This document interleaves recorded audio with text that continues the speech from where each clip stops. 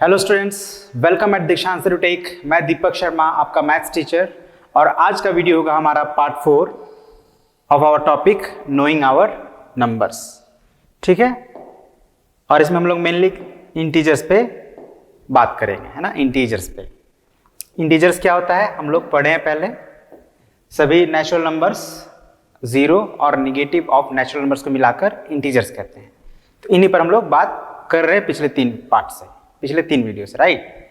तो हम लोगों ने जो प्रीवियस हमारा 3 पार्ट हुआ है उसमें हम लोगों ने फर्स्ट पार्ट को कंप्लीट कर लिया है, और सेकंड पार्ट में हम लोग मल्टीप्लिकेशन डिवीजन ऑफ इंटीजर्स कैसे करते हैं इसको भी हम लोग समझे थे पिछले पार्ट में, यानी पार्ट 3 में।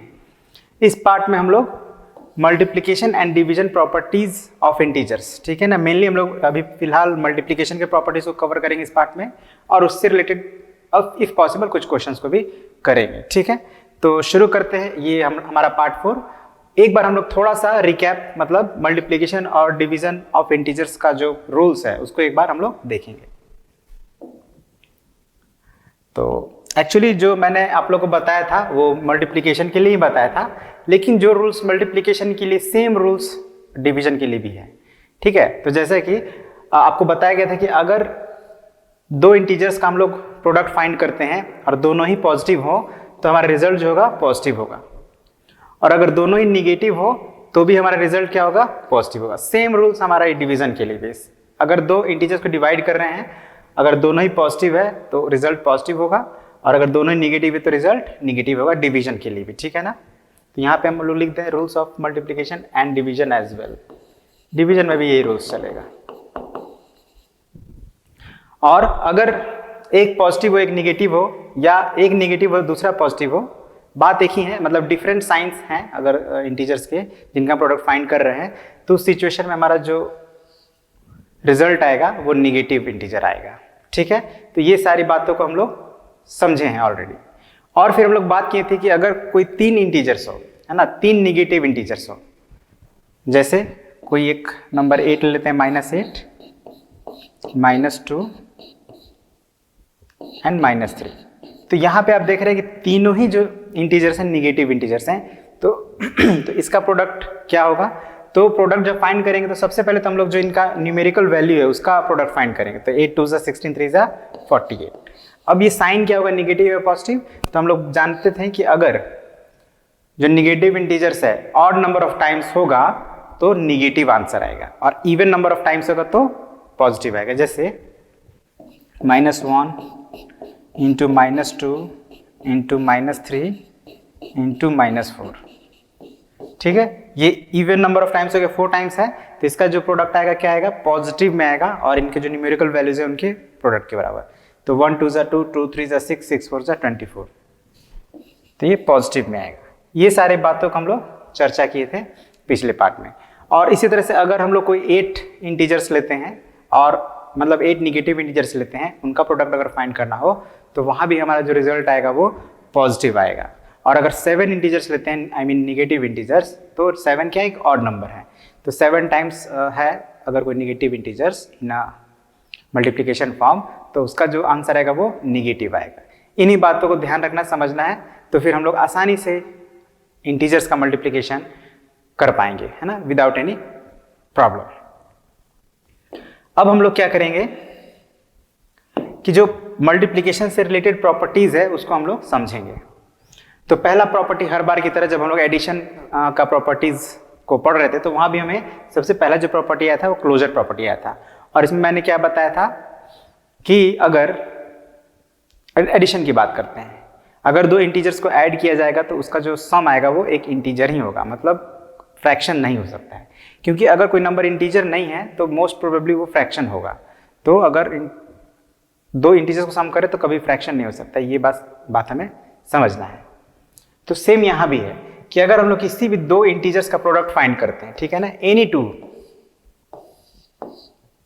का प्रोडक्ट फाइंड करते हैं, तो वो हमेशा हमें क्या मिलेगा आंसर, एज ए रिजल्ट हमें हमेशा एक इंटीजर ही मिलेगा। ठीक है ना। जैसे कि अगर हम यहाँ पे अभी एक जनरल फॉर्म में बात करते हैं कि अगर a और b 2 इंटीजर्स हैं तो उनका जो प्रोडक्ट होगा, मतलब a मल्टीप्लाइड बाई b, वो भी एक इंटीजर ही होगा। एक एग्जाम्पल समझ लेते हैं। तो लेट ए को हम लोग एज्यूम कर लेते हैं -2 और बी को एज्यूम कर लेते हैं 7। तो a इंटू बी क्या होगा, -2 इंटू 7। अब यहाँ पे देखिए एक निगेटिव इंटीजर है और एक पॉजिटिव इंटीजर है, तो इसीलिए हम लोग को रूल्स सीखना पहले ज़रूरी था। अब हम लोग रूल्स सीख चुके हैं तो हम लोग क्विकली इसका प्रोडक्ट फाइंड कर पाएंगे। तो ये क्या हो जाएगा, 2 7 14 और एक निगेटिव और एक पॉजिटिव है, तो निगेटिव और पॉजिटिव का जो रिजल्ट होता है वो एक निगेटिव इंटीजर होता है, मतलब -14 इसका आंसर होगा। और -14 क्या है, तो -14 एक इंटीजर ही है, निगेटिव इंटीजर्स को कहेंगे। तो आपने क्या देखा कि दो इंटीजर्स का प्रोडक्ट भी एक निगेटिव इंटीजर एक इंटीजर ही है। इसका मतलब हम लोग ये कह सकते हैं कि integers are closed under multiplication. ठीक है ना, ये एक जो मैंने लास्ट में कहा ये बहुत ही टेक्निकल है, थोड़ा इसको आप ध्यान रखिएगा। ठीक है ना, इसे बोलने से थोड़ा और मतलब अच्छा होता है। तो हम क्या बोलेंगे कि सॉरी यहाँ पे रेशनल नंबर हो गया है, this is not rational number, this is integers.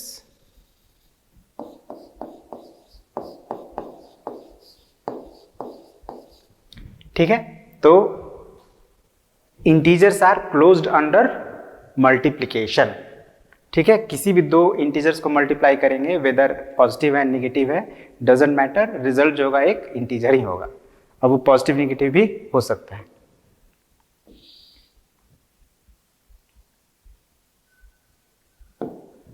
Next property, तो नेक्स्ट प्रॉपर्टी भी हमारा सिमिलर है कम्यूटेटिव प्रॉपर्टी के जैसा।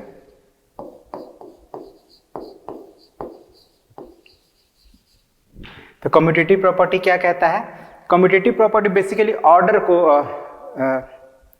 ऑर्डर के लिए यूज होता है। ठीक है ना, कि कौन से ऑर्डर में मल्टीप्लाई कर सकते हैं, है ना। जब भी कम्यूटेटिव प्रॉपर्टी की बात होगी तो उनके ऑर्डर की बात होगी, ये याद रखिएगा। तो जैसे अगर दो हमारे पास इंटीजर्स हैं, अब इसको भी हम लोग कह सकते हैं integers are commutative under multiplication. मतलब अगर हम लोग ऑर्डर चेंज भी कर देते हैं दो इंटीजर्स का, तो उसका रिजल्ट जो होगा सेम ही आएगा, है ना। जैसे ए और बी हमारा दो इंटीजर है, तो ए में बी से मल्टीप्लाई करिए या बी में ए से मल्टीप्लाई करिए, रिजल्ट में कोई डिफरेंस नहीं मिलेगा। ठीक है, इसको भी चेक कर लेते हैं।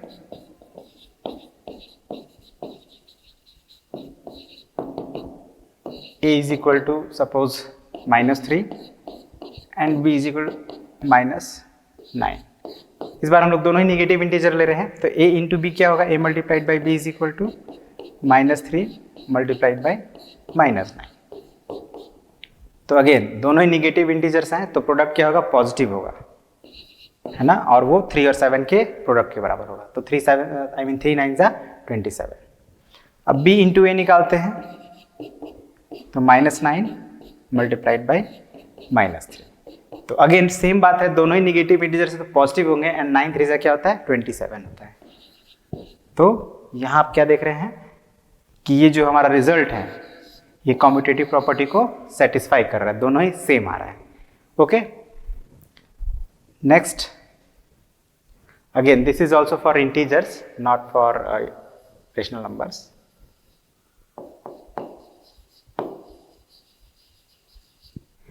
तो एसोसिएटिव प्रॉपर्टी क्या है, तो just like associative property for addition, वहां भी 3 इंटीजर्स होते थे। यहां भी अगर हम लोग 3 इंटीजर्स या उससे ज्यादा इंटीजर्स को मल्टीप्लाई कर रहे हैं, तो उसके लिए हमारा जो रूल एप्लीकेबल होगा वो होगा एसोसिएटिव प्रॉपर्टी। अब ये कहता क्या है कि अगेन वही, अगर हम लोग 3 इंटीजर्स को मल्टीप्लाई कर रहे हैं तो किसी को भी पहले हम लोग मल्टीप्लाई करके बाकी को कर सकते हैं। ठीक है ना, प्रायोरिटी मतलब हम लोग सेट कर सकते हैं। जैसे यहाँ पे मैंने प्रायोरिटी दिया कि हम पहले ए और बी को मल्टीप्लाई करेंगे, हाँ, फर्स्ट सेकेंड, इनको मल्टीप्लाई करके फिर थर्ड में सी से मल्टीप्लाई करेंगे।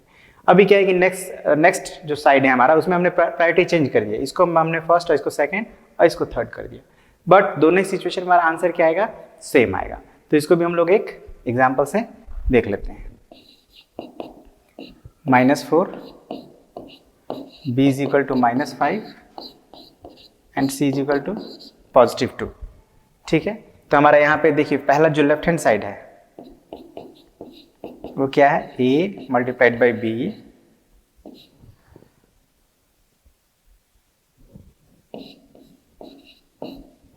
Then multiplied by c। ठीक है, तो a की वैल्यू क्या है, -4 एंड b की वैल्यू हम लोग लेंगे -5। ठीक है, तो ये वैल्यूज जो है हम लोग अपनी तरफ से ले रहे हैं क्योंकि गिवन नहीं है, हमें सिर्फ वेरीफाई करना है, चेक करना है कि क्या ये प्रॉपर्टी रिजल्ट जो है सेटिस्फैक्ट्री दे रहा है, जैसा बोला गया है इसमें क्या वैसा हो रहा है कि नहीं, हम लोग चेक कर रहे हैं सिर्फ। तो हम लोग अपनी तरफ से कोई भी वैल्यू ले सकते हैं। अब आप इसको सॉल्व करेंगे, देखिए negative integer and negative integer, ठीक है, निगेटिव एंड निगेटिव, क्या हो जाएगा इसका answer? Positive. 4 5 20 and multiplied by 2। तो अगेन ये यहाँ पे आपको कोई साइन नहीं दिख रहा है माइनस का, इट मीन्स ये दोनों ही जो हमारा रिजल्ट है वो पॉजिटिव है। तो पॉजिटिव और पॉजिटिव का प्रोडक्ट क्या होता है? पॉजिटिव ही होता है। एंड 22 से कितना हो गया? 40। अब सेम हम लोग एक बार राइट हैंड साइड को सॉल्व करके देखेंगे। तो a multiplied by b multiplied by c। So a की वैल्यू इज -4 एंड b की वैल्यू है -5, c की वैल्यू 2।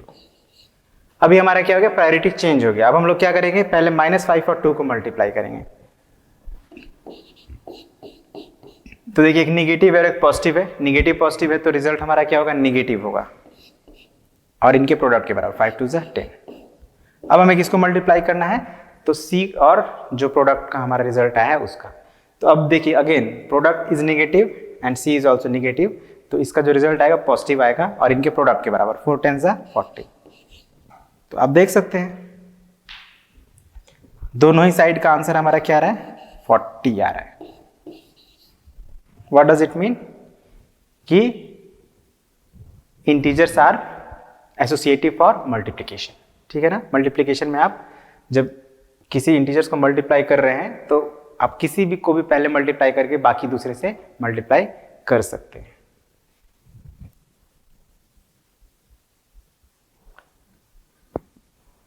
अब नेक्स्ट प्रॉपर्टी है हमारा प्रॉपर्टी ऑफ 1 मल्टीप्लिकेटिव आइडेंटिटी। तो अगेन इसको भी आप कंपेयर कर सकते हैं एडिटिव आइडेंटिटी से। एडिटिव आइडेंटिटी किसको बोलते थे हम लोग? जीरो को। जस्ट इसको हम लोग कंपैरिजन के लिए लिख रहे हैं। एडिटिव आइडेंटिटी क्या होता था?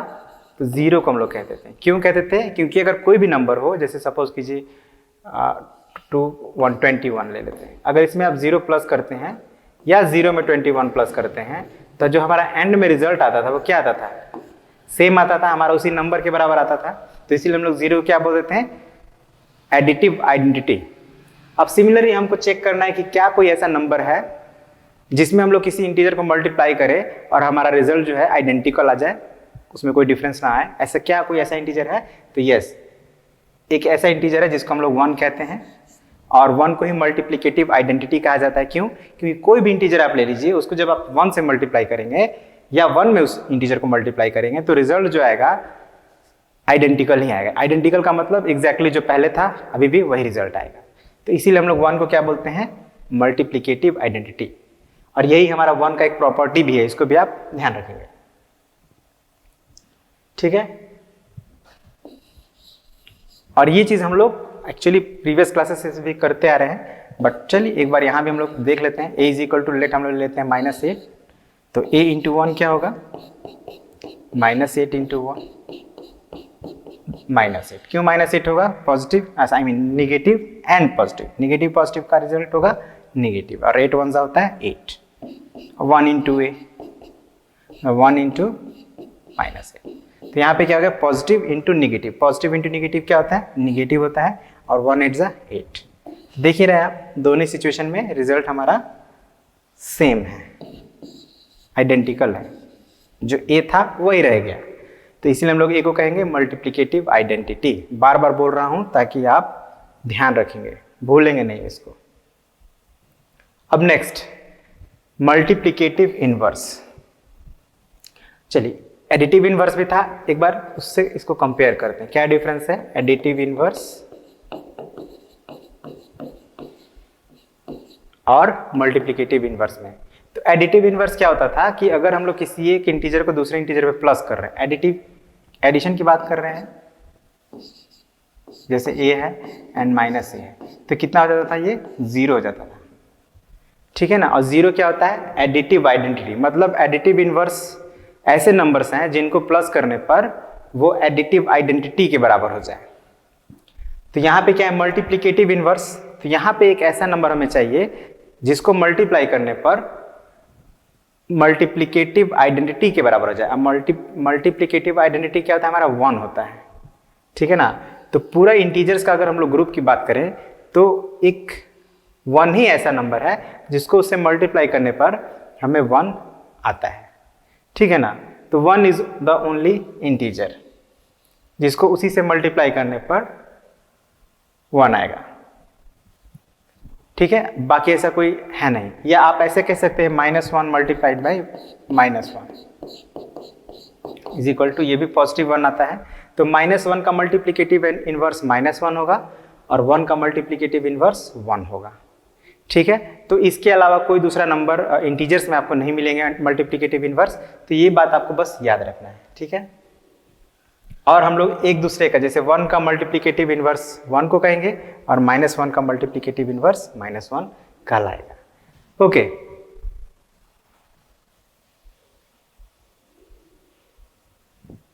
नाउ प्रॉपर्टीज ऑफ मल्टीप्लिकेशन का जो हमारा अगला प्रॉपर्टी है वो है distributive property of multiplication over addition, ठीक है। Distributive property of multiplication over addition. तो ये क्या है, तो ये 3 नंबर्स के लिए यूज होता है। अब इसमें क्या है, मल्टीप्लिकेशन भी है और एडिशन भी है ना। अब यहाँ पे आप ब्रैकेट से देख सकते हैं कि सबसे पहले हमको एडिशन करना है एंड देन मल्टीप्लिकेशन करना है। तो अगर इस तरह का आपके पास 3 इंटीजर्स हों जिसमें आपको 2 को प्लस करके तब तीसरे से मल्टीप्लाई करना हो, तो उसके लिए हम लोग ये प्रॉपर्टी यूज करेंगे, डिस्ट्रीब्यूटिव प्रॉपर्टी। लेकिन ये किसके इक्वल होगा, तो आपको ध्यान देना है यहाँ पे a multiplied by b plus C. यहाँ पे ये जो हमारा इंटीजर है a, ये क्या है, ब्रैकेट से बाहर है। तो जो इंटीजर ब्रैकेट से बाहर होगा उसी को हम लोग को ब्रैकेट के जो अंदर वाले इंटीजर है उन दोनों से मल्टीप्लाई करना है। मतलब ये a बाहर है तो इस a को हम लोग b से भी मल्टीप्लाई करेंगे और इसी a को c से भी मल्टीप्लाई करेंगे और प्लस है तो प्लस कर देंगे। यही हमारा कहलाता है distributive property of multiplication over addition, ठीक है। एग्जाम्पल से एक समझ लेते हैं। जैसे a की वैल्यू हम लोग 2, b की वैल्यू 3 और c की वैल्यू 4। हम लोग पॉजिटिव इंटीजर ले रहे हैं ताकि मतलब कैलकुलेशन हमारा इजी रहे, आपको कोई कंफ्यूजन नहीं। हमें अभी सिर्फ प्रॉपर्टी जानना है, सॉल्यूशन कैसे करेंगे वो तो हम लोग आगे अभी करेंगे, ठीक है ना। तो हमारा जो LHS क्या होगा, a multiplied by b plus c।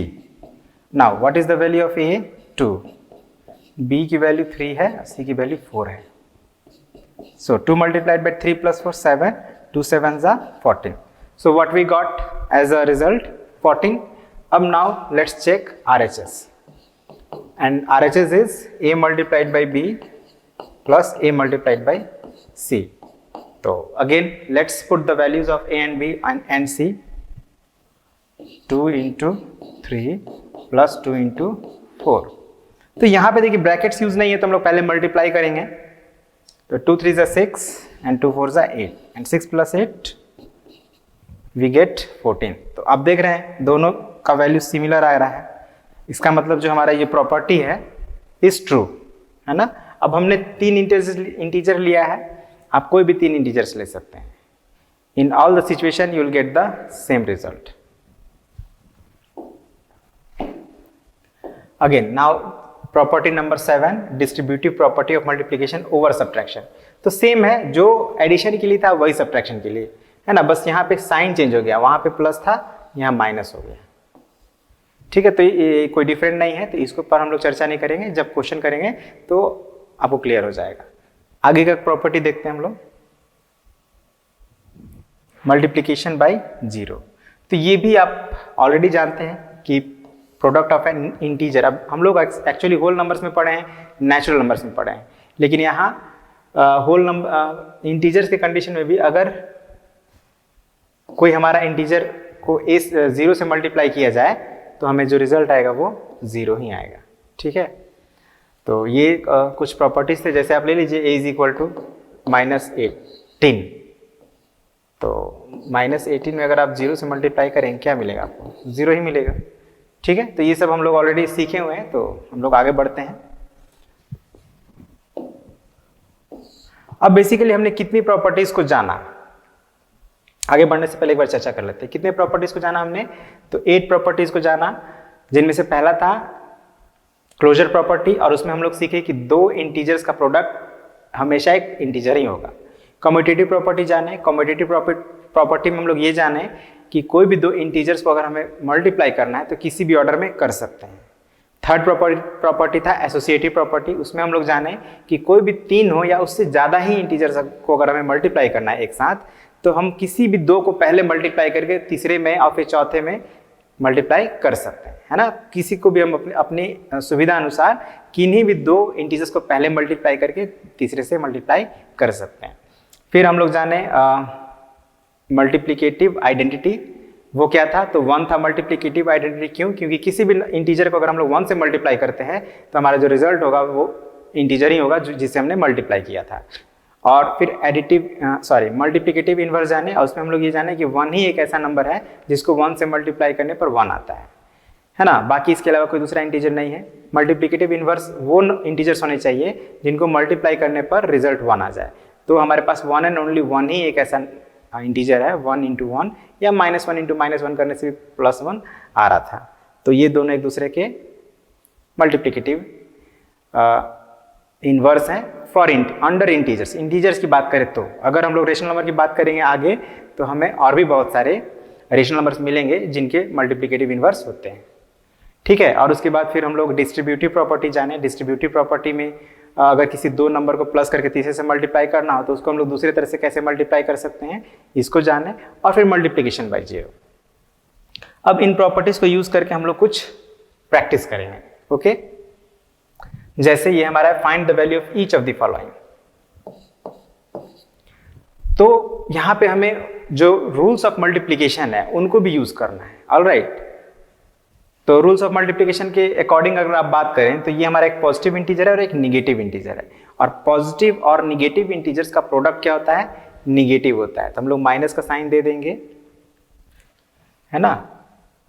या चलिए हम लोग ये जो एरो लगा है ना, एरो नहीं लगाना है, इक्वल्स टू देना है, और 8 1 8 होता है, और पॉजिटिव निगेटिव है तो निगेटिव मतलब निगेटिव का साइन यूज करेंगे। अब यहाँ सेकंड नंबर में आप देखिए तो दोनों ही निगेटिव है तो पॉजिटिव हो जाएगा, 29 इंटू 1 29। अभी हम लोग पढ़े कि किसी भी नंबर को 1 से मल्टीप्लाई करते हैं तो रिजल्ट आइडेंटिकल होता है। अब अगेन यहाँ पे आप देखिए, यहाँ पे हमारे पास 3 इंटीजर्स हैं, तो आप किसी भी 2 को पहले मल्टीप्लाई कर सकते हैं। तो सपोज कीजिए 5 में 0 से आप मल्टीप्लाई करते तो 0 हो जाएगा, और 0 को फिर -8 से मल्टीप्लाई करेंगे तो 0 ही होगा, क्योंकि हम लोग अभी थोड़ी देर पहले पढ़े कि मल्टीप्लिकेशन बाय 0 हमारा क्या होता है, हमेशा ही 0 होता है। या आप ऐसे भी याद करेंगे, अगर हम लोग 3 या उससे अधिक इंटीजर्स को मल्टीप्लाई कर रहे हैं और उनमें से अगर कोई एक इंटीजर 0 है तो उसका प्रोडक्ट जो होगा वो हमेशा 0 होगा। अब हमें सोचना ही नहीं है कि वो पॉजिटिव होगा, निगेटिव होगा, क्या नहीं होगा, कुछ नहीं सोचना है। अगर एक भी इंटीजर 0 है तो प्रोडक्ट हमेशा 0 ही होगा। नाउ 4 में आप देखिए हमारे पास कितने इंटीजर्स, 1 2 3 एंड 4 इंटीजर्स हैं। 4 इंटीजर्स हैं। अगर आप ध्यान दें तो इनमें से 3 इंटीजर्स जो है वो निगेटिव हैं, और हम लोग क्या पढ़े थे अभी थोड़ी देर पहले कि अगर 3 निगेटिव इंटीजर्स का हम लोग प्रोडक्ट फाइंड करना है तो वो हमेशा निगेटिव ही आएगा, है ना। क्योंकि ऑड नंबर ऑफ टाइम्स अगर वो इंटीजर्स इन मल्टीप्लिकेशन तो फिर उसका जो रिजल्ट आता है वो निगेटिव ही आता है, मतलब हमें माइनस का साइन यूज करना है। और उसके बाद क्या करना है, तो जो भी इंटीजर्स दिए गए हैं उनको हमें मल्टीप्लाई कर लेना है। अब आप देखिए यहाँ पे हम लोग अगर 3 को 25 से करते हैं, 25 को 8 से करते हैं, 8 को 2 से करते हैं तो थोड़ा कॉम्प्लिकेटेड हो जाएगा मल्टीप्लिकेशन। तो यहाँ पे हम लोग क्या करेंगे, क्विकली एसोसिएटिव प्रॉपर्टी यूज करेंगे। क्या करेंगे, तो इसको हम लोग क्या करते हैं, चलिए अभी साइन यूज नहीं करते हैं, हम लोग इसको -25 को पहले कर देते हैं और फिर इंटू -2, है ना, और -3 इंटू 8 कर देते हैं।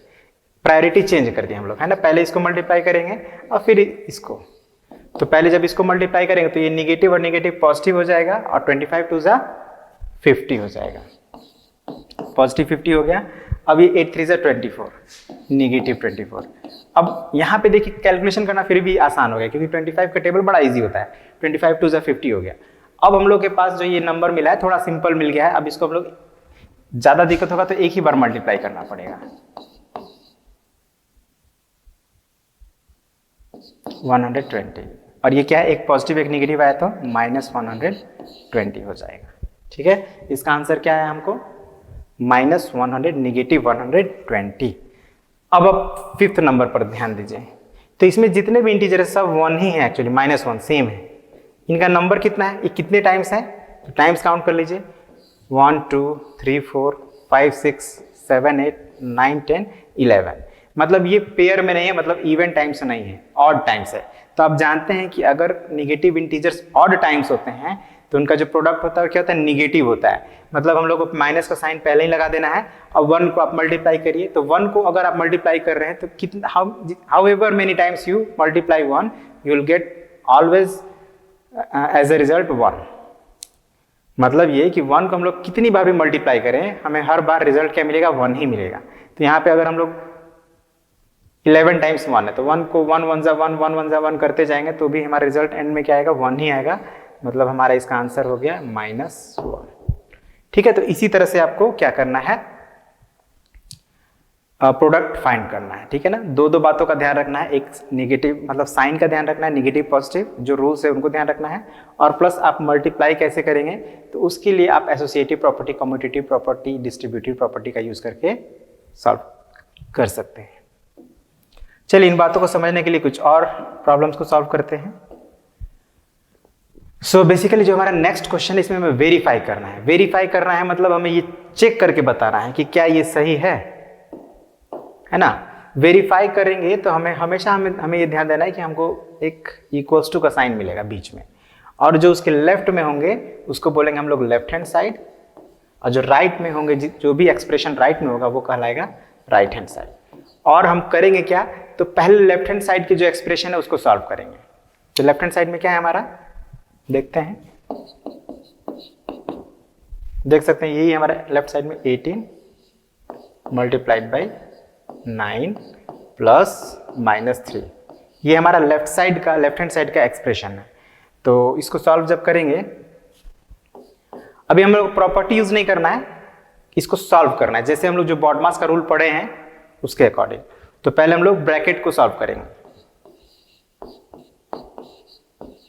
अब आप देखेंगे ब्रैकेट हटाएंगे तो ये माइनस और ये प्लस है, तो माइनस प्लस क्या हो जाएगा, माइनस हो जाएगा, -3। अब 9 में से 3 माइनस करेंगे तो क्या हो जाएगा, 6 हो जाएगा। अब 18 6 जा कितना होता है, 108। तो 108 आ गया हमारा लेफ्ट हैंड साइड। अब राइट हैंड साइड को हम लोग सॉल्व करते हैं। तो राइट हैंड साइड में क्या है हमारा, 18 इंटू 9 प्लस 18 इंटू -3। ओके, तो अब यहाँ पे हमारा अलग अलग है, ये अलग है वो अलग है, तो हम लोग इनको अलग अलग सॉल्व कर सकते हैं। 89 से कितना होगा, 162।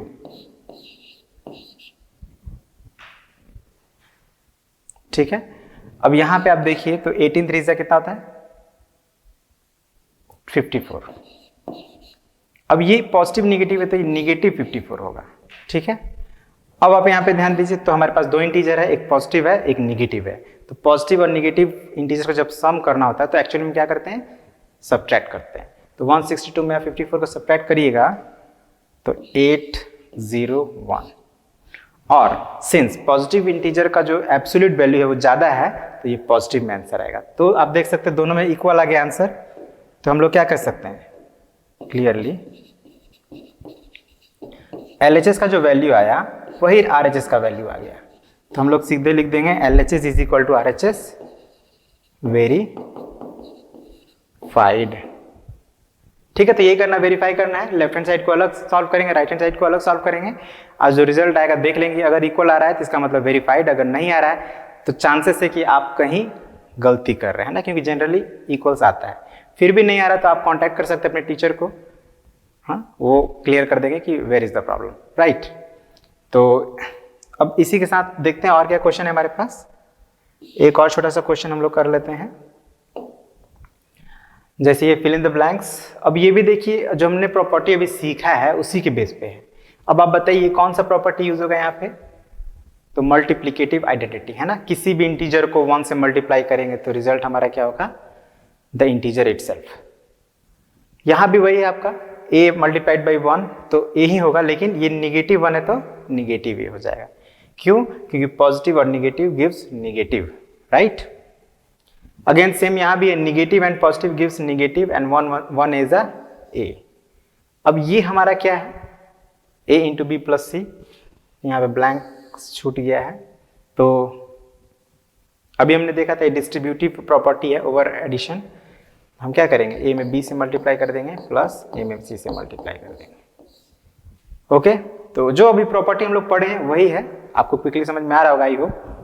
अब 5th नंबर देखिए, multiplicative identity for collection of integers is, मतलब इंटीजर्स में से मल्टीप्लिकेटिव आइडेंटिटी किसको हम लोग बोलते हैं, 1 को कहते हैं, ठीक है ना। 1 ही मल्टीप्लिकेटिव आइडेंटिटी कहलाता है, क्योंकि 1 से मल्टीप्लाई करते हैं तो रिजल्ट हमारा सेम रहता है। अब multiplicative inverse for an integer other than 1 को छोड़कर मल्टीप्लिकेटिव इनवर्स है हमारे पास तो डज नॉट एग्जिस्ट लिख देंगे यहाँ पे, 1 को छोड़कर कुछ नहीं होता है।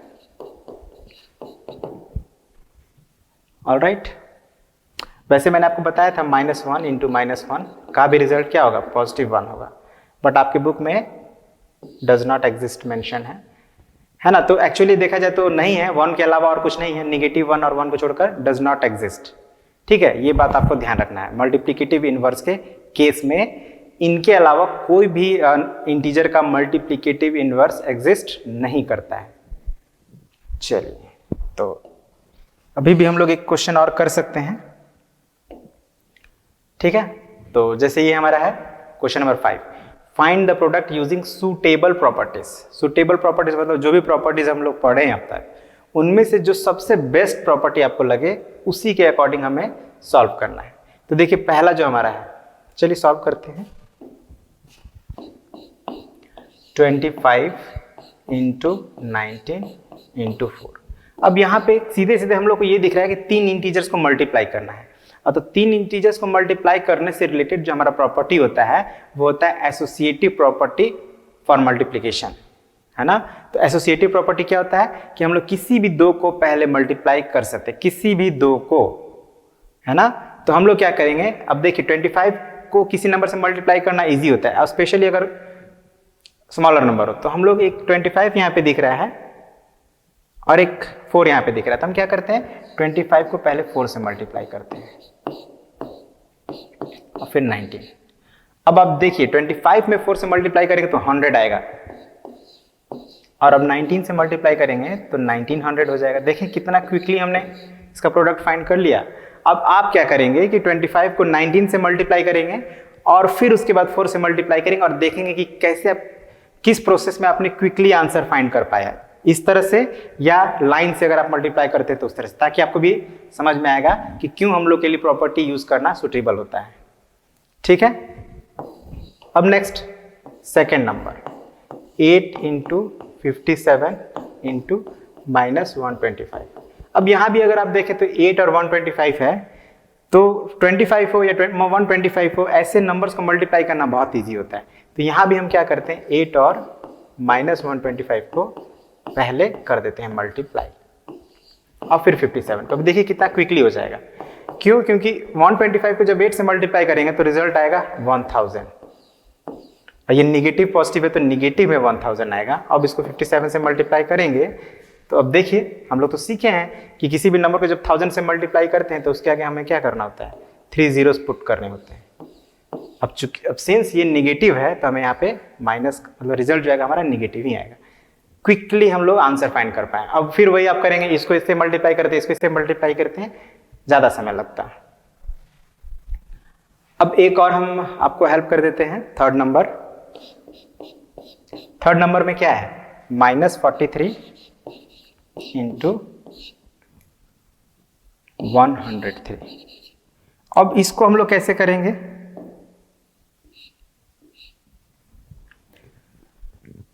तो इसका एक तो हमारे पास सीधा सीधा तरीका है कि 43 में 103 से मल्टीप्लाई कर देंगे, 103 मल्टीप्लाइड बाय 43। लेकिन ये कोई प्रॉपर्टी तो है नहीं, हमें प्रॉपर्टी पे इसको सॉल्व कर रहे हैं, तो हम इसको लिए एक काम करते हैं, क्या करते हैं, -43 और ये जो 100 है इसको दो पार्ट में डिवाइड कर देते हैं, 100 + 3। अब आप देख सकते हैं कि ये हमारा, अगर इसको a मान लें,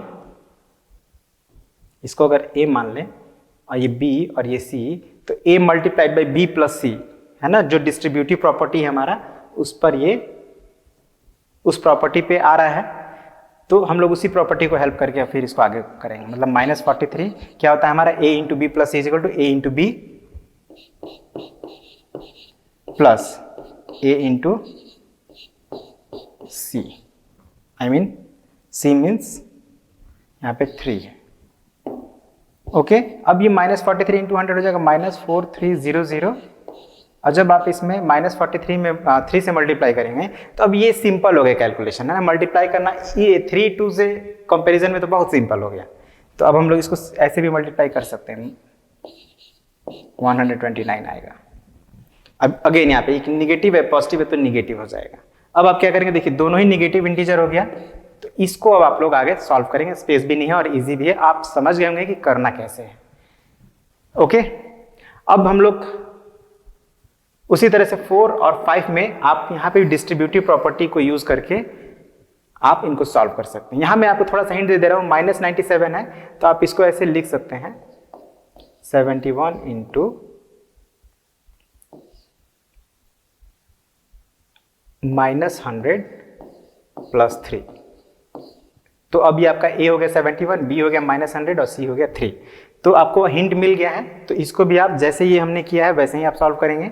और ये है आपका उल्टा, मतलब एडिटिव जो हमारा डिस्ट्रीब्यूटिव प्रॉपर्टी है उसका लेफ्ट हैंड साइड नहीं, इसका राइट हैंड साइड है, तो इसको हम लोग लेफ्ट हैंड साइड में कन्वर्ट करेंगे और फिर इसको सॉल्व कर लेंगे। ओके, तो आई होप आपको जो बताया गया समझ में आया होगा। इसी के साथ आज का इस वीडियो को हम लोग एंड करते हैं और मिलते हैं अगले पार्ट में, जिसमें हम लोग और कुछ क्वेश्चंस को सॉल्व करेंगे और साथ ही साथ डिवीजन के प्रॉपर्टी और फिर उनसे रिलेटेड कुछ क्वेश्चन को सॉल्व करेंगे। ओके, तो आज के लिए इतना ही रहने देते हैं। Thank you very much, have a nice day.